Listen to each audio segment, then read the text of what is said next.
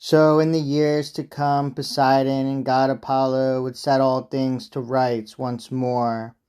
But now the war, the deafening crash of battle blazed around the strong-built work, and rampart timbers thundered under the heavy blows as Argive fighters, beaten down by the lash of Zeus, were rolled back, pinned to their beaked ships in dread of Hector, that invincible headlong terror.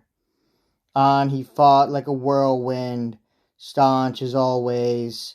Think of the hounds and huntsmen circling round some lion or boar when the quarry wheels at bay.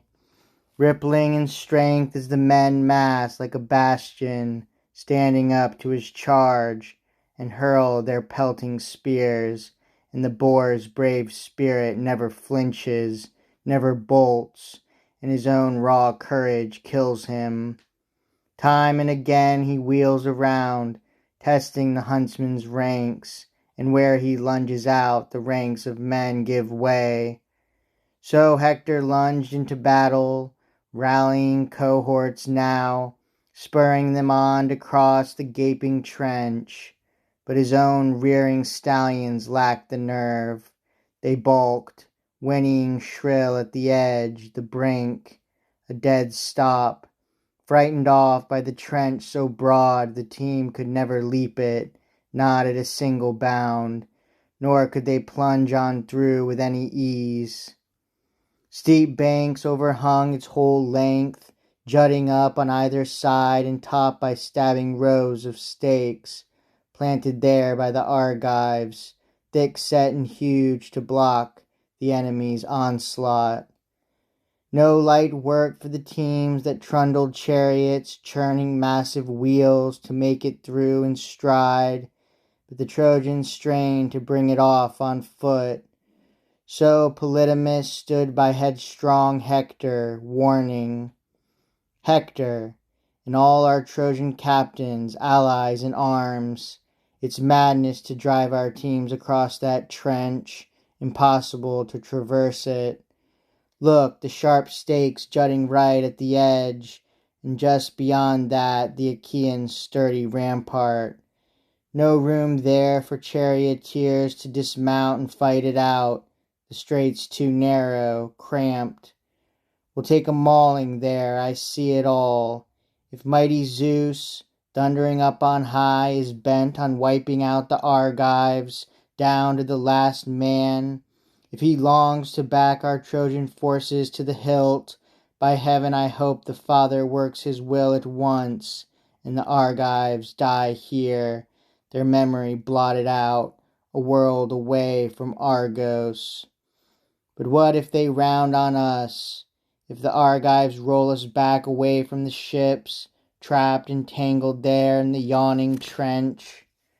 No runner, I tell you, pressed by an Argive rally, could struggle free and bear the news to Troy. So come, do as I say, and let us all unite. Drivers, rein your horses hard by the trench, the men themselves, armed for assault on foot. We all follow Hector, all in a mass attack. And the Argives, they cannot hold their line, not if the ropes of death are knotted round their necks. So Polydamas urged. His plan won Hector over. Less danger, more success. And down he leapt from his chariot fully armed and hit the ground. Nor did the other chariot drivers hold formation, all dismounted, seeing shining Hector leap to earth. Each man shouted out commands to his driver, quickly. Rein the team by the trench, good battle order now.